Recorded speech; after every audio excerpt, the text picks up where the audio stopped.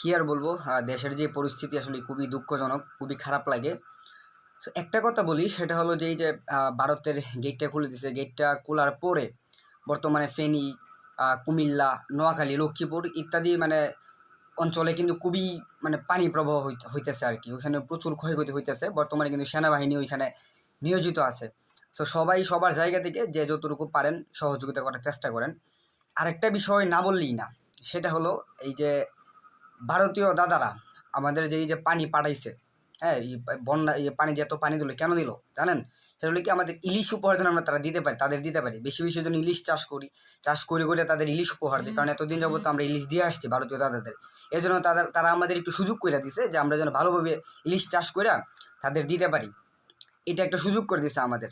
খুবই মানে দুঃখজনক ব্যাপার এটা আমাদের জন্য। যাই হোক, আমরা সবাই দোয়া করি মহান আল্লাহ তাআলার কাছে, যারা যারা মানে বন্যায় ক্ষতিগ্রস্ত হইতেছে